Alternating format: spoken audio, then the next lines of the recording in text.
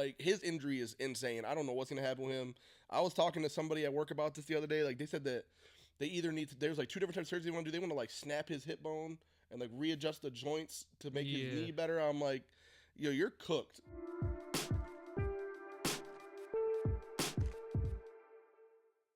Ladies and gentlemen, welcome back to the 𝗥𝗚𝗧𝗛𝗚. It's Damon. You know, I'm here with my boy Dame.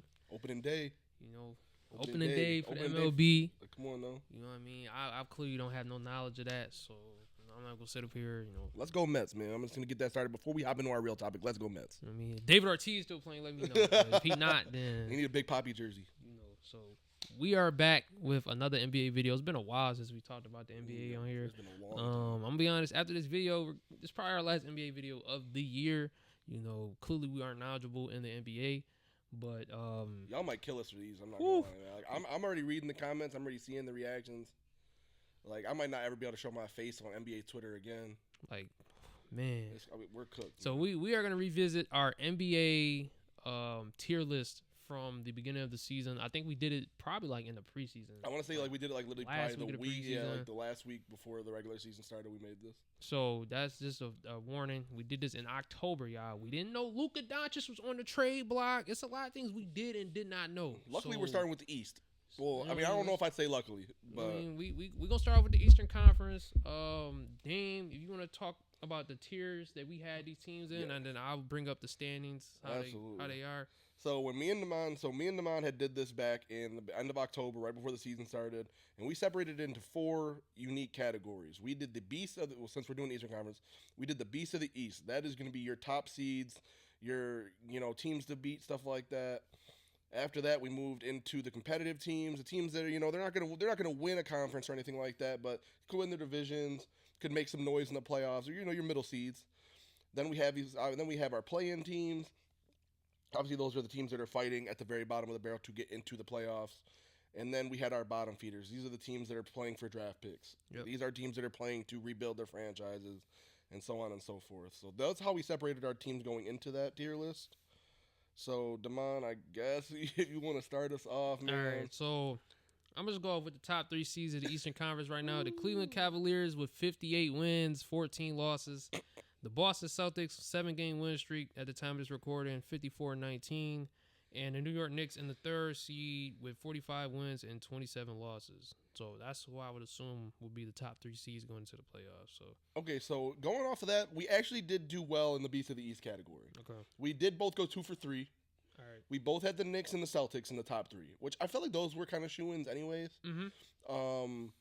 I don't think anybody was like, oh, there's no way the Knicks or Celtics finish outside the top 3, especially like the East is on the weaker side. Yep. So I mean that was pretty expected, but man, yours is fine. I mean your team, your third team isn't anything crazy. You had the Bucks, which with Dame, with Giannis, they had a good little team over there. Obviously, Doc Rivers is still a good coach, or good enough at least. You thought they might have made some noise. I think they fell into like the middle of the pack, but I had the 76ers. Now hear me out. Joel Embiid, Paul George, and Tyrese Maxey are supposed to win way more games. Nah, they were supposed to at least play. Like now, Maxey's hurt too. These dudes played like 8 games together. I think maybe 11. Jared McCain was hooping for them. It looked promising. They literally had a team built. They had a team built for success, and then none of their stars played together the entire season. Paul George started dropping mad episodes of Podcast P. Hurt his knee and his shoulder. Joel Embiid, like, his injury is insane. I don't know what's going to happen with him.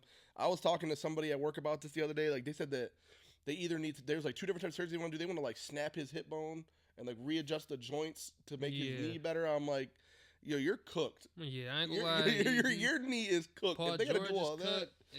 Tyrese Maxey, Tyrese Maxey, when he does play, is a hooper. He's very, very good. But now he's not playing. Like, I'm watching Quentin Grimes. Don't let me see you in a dark alley, Quentin Grimes. You cost me money last night. And what's the other dude's name? 𝗵𝗚𝗫𝘁. Like, and I guess like that's a cool little role player they found. Which sucks that they found him when their team is uncompetitive. Yeah, their team is gutted right now. So that's what we had as the top 3. I had the Bucks, who are in the 6th seed. We'll talk about them next.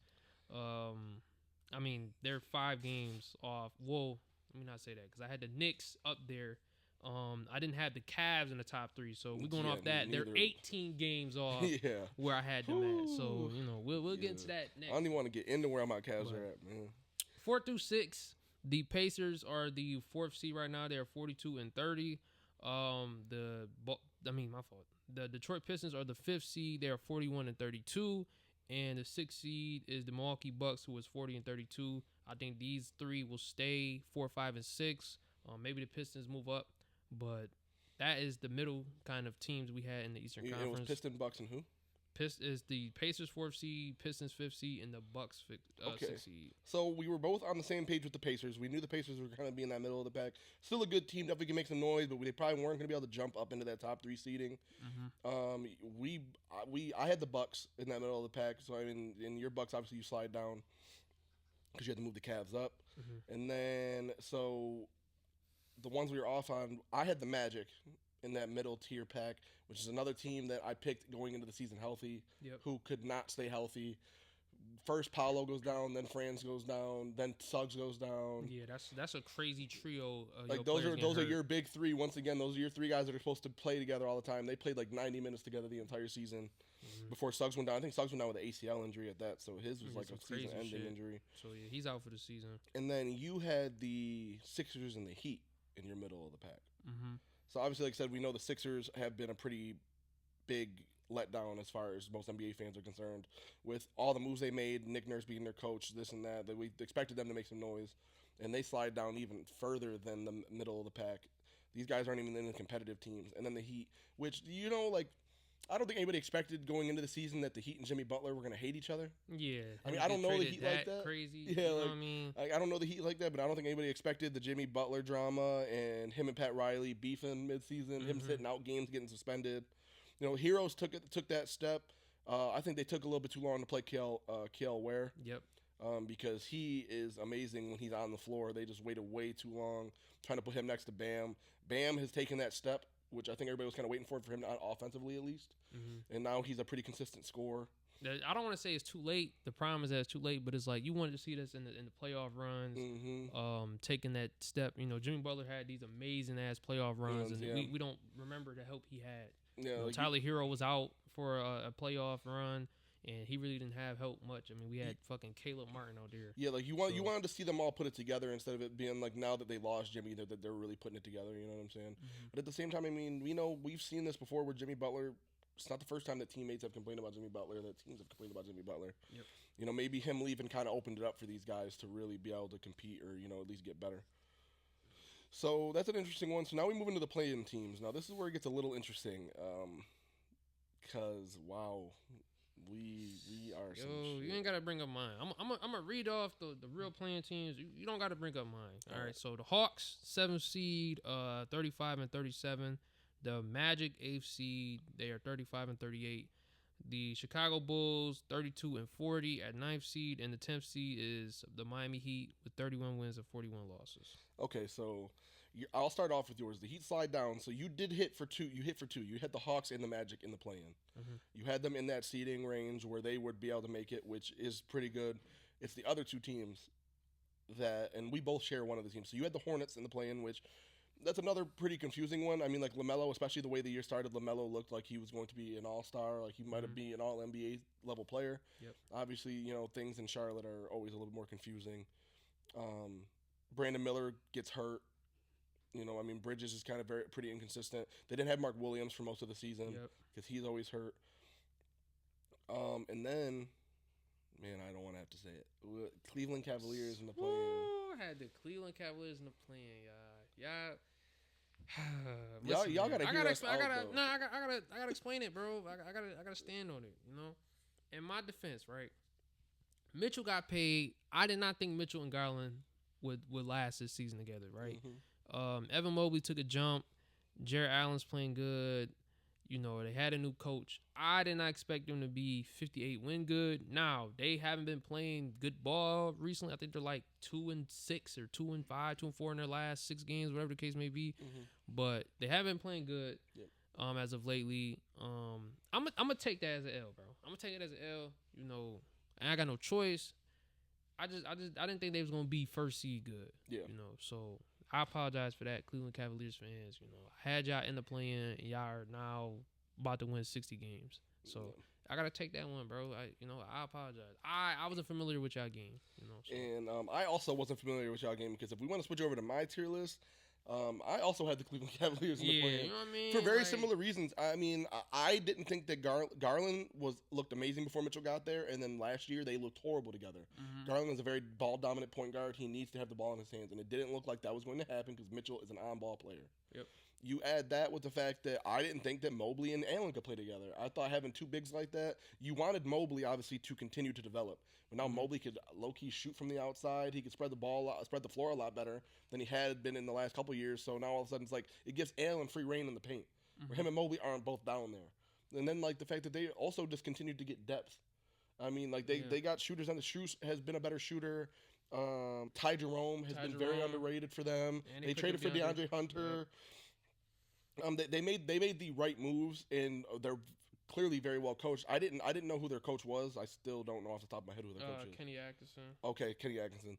But yeah, it just didn't seem like the stars were going to align for them. I mean, I guess playing does kind of sound disrespectful, but at the same time, nobody was expecting them to win 58 games. I mean, if you went into the season saying, "Oh, the Cavaliers are going to be the first seed," you're a liar. That's something you're a Cavs fan. Yeah, you're a liar. I had them still making, like, when we say playing, I still had them making the playoffs, but I had them in the playing games. Yeah, nobody was saying they were going to miss, but okay, that's on us, I guess, because I mean, it's pretty crazy. The one I'm proud of is the Pistons. I had a lot of faith in the Pistons going into the season. I liked J.B. Bickerstaff as a coach. I liked Cade Cunningham taking that leap. We'd already saw towards the end of last year that he was getting better. I think he maybe took a bigger leap than I even expected. I mean, he's a top point guard in the league now. Yep. He gained the shooting ability from the outside. He's always been a great playmaker. I think a big surprise for them that they didn't expect to get was Malik Beasley. Yeah, he done resurged his whole yeah, career. I mean, completely turned his career around. And, I mean, now they have a very consistent outside shooter. Ausar Thompson has took that step. Both Thompson twins took that step this year. But Ausar, I mean, there was a point where he couldn't even play in the starting lineup at least, or at least couldn't play very, very many minutes. He's completely turned that around. They've been better now with him as a starter. I think they'd won on like an 8-game winning streak after they made him a starter. Yeah, he does everything that the other star players don't want to do. Exactly. Defending, rebounding, cutting, all that. So. Yeah, he really makes their team makes a difference for their team. And you can't leave out guys like Jalen Duren either, who is once again taking another step. Double machine. He's going to be on the glass all game. That was one I was really happy with. I know a lot of people thought I was crazy when I said that going into the season, but I had a lot of faith in the Pistons. I figured they would turn it around. Yeah. They had the talent. They just need to be coached better. I remember I vividly had the debate between the Pistons and the the Hornets, yeah. Yeah, I had it. It's crazy. I mean, it's crazy saying it out loud. I knew that Cade and LaMelo was both going to take a jump. Yeah. LaMelo took his jump, and then obviously team, all them crashed down. Yeah. I love the coach that Charles Lee is, coming from the Celtics tree. You know, I thought that was going to be the jump. I didn't think the Hornets or the Pistons would be a top 5 seed, though. The Pistons are a top 5 seed, so shout out to Pistons. They definitely blew my expectations out of them. Yeah, and that was a big thing why I had them going, why I thought they were going to be better, is I just thought they needed to be better coached. Monty Williams clearly wasn't the answer. They threw a lot of money on him out of desperation, and I think it was clear very quickly that he was there for the money. He wasn't there to be a coach. Yeah. My other teams that I had the Bulls. Hear me out. I thought Levine was going to be traded way before the deadline. I thought that they had a chance to develop a team. I was a big fan of Josh Giddey as a Thunder fan. I liked Giddey when he was in OKC. This the bottom feeders? This is still my play-in. Oh, okay, I had the Bulls to play in. Okay, yep. Okay. I thought the Bulls were going to be a lot better. I thought they were going to trade Levine for the season, maybe get some more shooters on the outside. I thought Giddey was going to be good. I already thought Kobe White was good. Vucevic, as old as he is still a hooper. He's very good as a center still for them, very consistent. Their depth is kind of, I guess, where you say they lack at. I probably couldn't name you a guy on their bench if I'm being completely honest. It gets crazy in Chicago, man. They got like 8 point guards. Lonzo, man, shout out Lonzo. Yeah, I guess, they got Ayo. I guess that's really where it cuts out at. But yeah, I mean, Kobe White and Giddey did take steps forward again. Kobe White, especially like these past few games, has been like 24 at half the other day. Giddey's averaging like 20, 24, 8 and 9 since the All-Star break, shooting 50% from the field and 3. So it's cool to see their guys continue to develop. And then I also had the Heat in the play-in, which looks like that's going to be about where they are at. I really don't have much to say about the Heat. The Heat are a boring team every year. You know they're going to be in the playoffs, but they do nothing exciting. They do nothing. At all. They're either going to make it to the finals or they're going to have a fucking first-round exit. Like they are the most like stagnant team ever. Like I love Spoelstra. I think he's a great coach. I think really where their problem falls is Pat Riley. I think it's kind of at a point where he's just sleepy all the time, and he just don't want to make no damn moves. He don't want to do nothing. I think Spo gonna move up to the front office. I think at this point, I think it's they kind of have to do what the Celtics did. I think you got to move him up, kind of put him in like that Brad Stevens role that the Celtics did, and then go find another coach. Yeah, because Brad Stevens runs the hell out their front office for the Celtics now. So I don't see him coaching another rebuild or not another rebuild. I wouldn't. And then so that's that going in. So that's our play-in teams. Now we go into the bottom feeders. So who we got at the bottom of the East? All right, we got the 11th seed, and these teams, from the looks of it, there's no chance that they make a play-in push. You got the Toronto Raptors, 11th seed with 26 wins, 47 losses. You have the Philadelphia 76ers at the 12th seed, 23 wins, 50 losses. The Brooklyn Nets, 23 wins, 50 losses. And then the Charlotte Hornets and Washington Wizards, they're officially, quote-unquote, out of they can't even compete at all. Like, nothing. In no world are they going to make the play-in. The Charlotte Hornets have 18 wins, 54 losses. And the Washington Wizards have 16 wins, 56 losses. Okay. So I was 4 for 5 on my bottom of the league teams. I had the Hornets. I had the Wizards. I had the Nets. I had the Raptors. You also had the Wizards, Raptors, and Nets. So obviously you moved up the Hornets and yours to the play-in. Obviously, you know, like things like that happen. And then you also had the Bulls. I had the Bulls and the Pistons at the bottom. Yeah, Bulls, Pistons were at the bottom of your thing. Okay. So, and then for me, the only one I had that I missed on for the bottom of the bottom was the Hawks. I thought the Hawks, after trading DeJounte Murray, were definitely cooked. I mean, they still kind of are cooked. Trae Young's a big bright spot for them, but it gets kind of hazy after that. 𝙗𝗏 has not really done anything. Yeah, it's tough. It's tough for them right now. I do like their roster, but where they're standing at right now, they are the 7th seed. You win a playing game, you play the Boston Celtics. Yeah, so it's like no matter what, like you're pretty much set up for failure no matter what. Like they're kind of like one of those teams right now where they're hanging around enough to be a playoff team, but you're not going to win anything. So then it kind of comes to like the point where it's like, I'm not saying tank because I don't believe in tanking, but it's like, damn man, like how much longer do we go on just being a 6, 7, 8 seed? Yeah, you playing with house money right now. Like, you. I mean, obviously you're playing. You have aspirations to win a championship. Yeah, you found something with Dyson Daniels. Your number 1 pick. He's still developing. 𝗏𝗏𝗏. He's improving. He's had monster ass games. Yeah, 𝗏𝗏𝗏's probably like right now. I would say like Daniels and 𝗏𝗏𝗏 and Young are like their most promising guys right now. Like I said, I don't even have anything against 𝗏𝗏𝗏. I just think he was always going to take a little bit more time to develop. But it sucks when you see like a guy like Sarr who is now taking that step. Yep. Like a lot of people thought Sarr was going to take a while, but now Sarr's starting to hit that stride already. And I feel and I don't want to like maybe y'all Hawks fans can like debate this or whatever. I think Alex Sarr not taking an interview and a workout with y'all made y'all go with Zachary. So I don't know if that was really the pick y'all wanted or that the Hawks front office wanted, but I feel like they had no choice at that point. Right. So, but I still feel like he still can be a promising player. But yeah, Dyson sure. Daniels still fit in. That's my defensive player of the year, Dyson Daniels. So it would be nice if they let him win it. That's my guy, bro. And then we both had the Nets in there. The Nets really don't have anything promising going on over there. I can't really even say that there's a guy. I mean, like Cam Thomas is a shooter for sure. He's gonna get his buckets. I love Cameron. Is it Cameron Johnson? Yep. Yeah, I wanted the Thunder to trade for Cameron Johnson at the deadline. Thought he would have fit in really nice with the Thunder. Obviously that did not end up coming through. Claxton's still a serviceable guy. The Raptors, that's kind of another weird one. Like, I mean, Scotty Barnes is one of the best players in the NBA, but it falls off very drastically after that. R.J. Barrett is never panned out for a top pick. Not to at least what you probably expected. He's having his best season, but it's tough because him and Scotty are kind of like on and off the court. Yeah. You gave quickly $200 million. I think he started off like half the season not being there. Yeah. You traded for Brandon Ingram, so you got that piece there. Yeah, but that's just so confusing to me. It's like Like you got three. I mean, I guess Scotty probably could play the 4, but you got 3 small forwards, man. Like in what you put. I mean, RJ's a big shooting guard then. Yeah, he's At gonna that be point. he's gonna or be a big Ingram's shooting gonna be a guard. big shooting guard. I mean, one of them or the other. I mean, if you want all 3 of them, I mean, it's a big team for sure. It's a big team. I like the move for them because you're like in the middle of the, like you're never gonna get the number 1 pick. So, you know, you make that trade. I wanted to go back to Brooklyn though. I think Brooklyn could have made a push for the play-in this year. They made the trades. Cam Thomas got hurt, but they were playing really good ball at the start of the year. You know, they got rid of Dennis Schroeder. Mm-hmm.